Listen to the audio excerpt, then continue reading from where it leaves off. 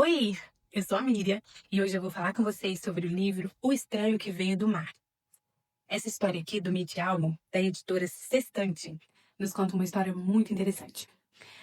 Um grande desastre acontece com um navio que está em lançamento. O navio é um navio de um homem muito rico e ele está lançando esse navio e convidou várias pessoas famosas de vários ramos para poder ir na inauguração deste navio. E um grande desastre acontece e 9 pessoas ficam à deriva num bote salva-vidas. Até que aparece um 10º sobrevivente e quando ele é puxado para dentro do bote, ele diz ser o Senhor. As pessoas começam a achar que ele está louco, né? Ou desidratado e com a mente um pouco perturbada ali por tanto tempo no mar. Mas ele se afirma ser o Senhor e diz que ele só conseguirá salvar as pessoas a bordo se todas elas acreditarem que ele é o Senhor. Essa é uma história do Mitch Albom, uma história muito boa de ler, eu li super rápido. É uma história que vem contar a desolação que está ali no mar, esperando que alguém venha ao socorro, né? A falta de comida, a falta de água, o tempo todo ali naquela tensão do mar, né?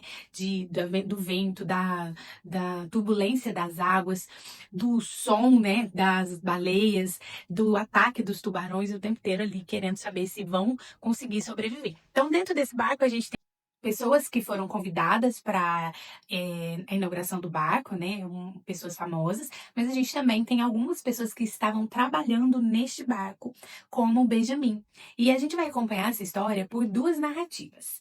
Uma é a narrativa do Benjamin, que está dentro do bote, escrevendo ali um diário para a Annabelle, que a princípio a gente não sabe quem é, mas ele está escrevendo cartas para a Annabelle contando o que está acontecendo ali com essas pessoas, né? Com ele, com os sobreviventes.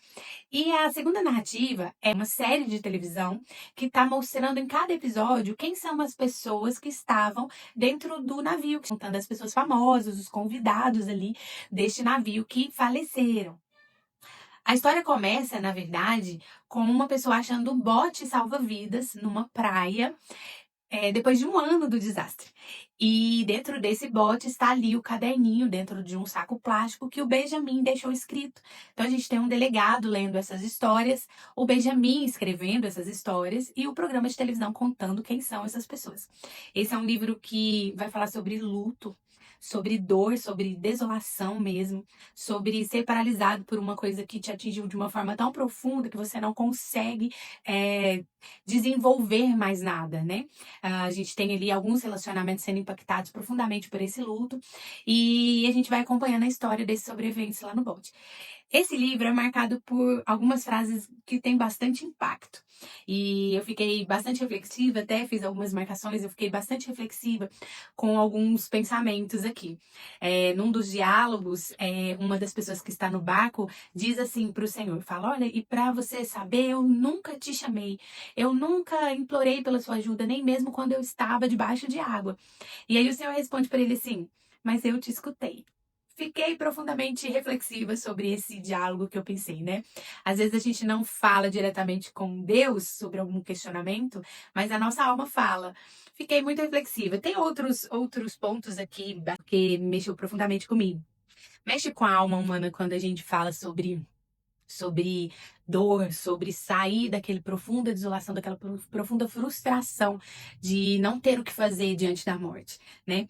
E esse livro vem trazendo essas questões. Eu acho interessante do Mitch Albom, porque ele escreve usando a espiritualidade, muitas vezes no seu livro, mas não de uma forma religiosa ou de uma forma como se fosse uma pregação, mas de uma forma leve, de uma forma de reflexão mesmo, de uma forma de sentimento, de transcender para um algo maior.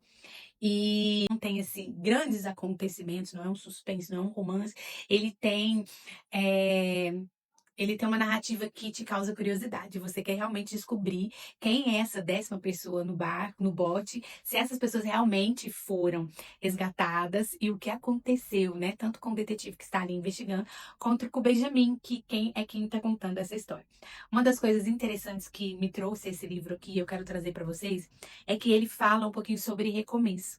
né? Quando você está ali numa profunda dor, numa profunda paralisia de algo que aconteceu com você e você não consegue sair daquela bolha. Então você se sente paralisado e você não começa de novo, né? Não vive. E aí esse livro vem trazer isso para nós, uma outra oportunidade de olhar a vida de uma outra forma, não com dor, não com revolta ou culpa, mas com um olhar mais de gratidão. E a forma como o Mitch Albom escreve não é uma forma pesada. Apesar do tema ser luto, ele é um abraço naquela saudade que fica quando a gente fala sobre luto. E ele também fala sobre essa questão de recomeço, né? Sair dessa bolha de depressão, né? De frustração com uma coisa que você não tem controle e começar a olhar a vida de uma outra forma. Começar as coisas novamente de um outro jeito. E ele traz no final do livro esse olhar mesmo de gratidão pelas coisas que foram vividas e de um novo recomeço. E quantas vezes a gente esquece de olhar a vida, né, com esse olhar? A gente começa a olhar com tristeza diante de algumas circunstâncias que a gente passa. Muitas vezes a gente passa mesmo por situações difíceis na nossa vida, seja um divórcio, seja um luto, seja uma tristeza profunda por alguma questão. E a gente começa a olhar a vida com mais tristeza, com um olhar mais baixo. E esse livro, no final, ele faz você dar uma respirada e falar, eu posso olhar de uma outra forma, eu posso começar a ver as coisas de uma outra forma. E eu acho muito bonito quando o livro faz isso com você. Então fica aí a dica, O Estranho que Veio do Mar, Mitch Albom, da editora Sextante. Pra finalizar aqui, eu quero falar com vocês sobre os livros que eu estou lendo esse mês. Eu estou lendo alguns livros e eu vou lendo devagarzinho, eu leio um pouquinho de manhã, que é o período que eu mais tiro ali para leitura, e antes de dormir, durante o dia, quando tem alguma janelinha, né, de tempo, eu costumo ler um pouquinho também pelo Kindle, né, numa pausa do trabalho, numa espera de consulta do médico, tudo a gente vai encaixando um pouquinho a leitura, e também à noite, principalmente à noite, quando eu vou dormir, é o horário ali que eu gosto de ler um pouquinho para acalmar o coração, para trazer um soninho gostoso. Então, no momento, eu estou com algumas leituras, e eu vou mostrar para vocês um livro que chegou aqui recente, que eu tô amando ler, que é Amor em Terra de Chamas, da Jean Sanson. Acho que é assim que fala. Sanson. Chamas, A Corajosa Luta de Joana do Kurdistão. Em 2010, eu fui no Kurdistão. E eu vou trazer essa história para vocês conhecerem. E eu tô revisitando este país com Amor em Terra de Chamas. Estou lendo também pelo Kindle mais 2 livros. Estou lendo Ana Karenina, que é um dos livros que eu coloquei numa meta e eu já estou há alguns meses com esse livro, porque, para quem conhece, ele é um calhamaço, então, e eu estou achando um novelão, estou lendo muito devagar, praticamente um capítulo por dia, então eu vou lendo muito devagar, e também o livro do meu clube do livro, do mês de maio, que é A Uruguaia, vou colocar a capinha aqui para vocês verem, e a Uruguaia, a gente tá lendo representando o país da Argentina, apesar de chamar Uruguaia, mas é porque conta a história de um homem que vive na Argentina e ele viaja ao Uruguai para fazer troca dos seus dólares, né? Para poder sacar dinheiro e trocar ali o seu dólar para não perder dinheiro em relação ao câmbio. Mas nós vamos falar sobre esse livro mais na frente.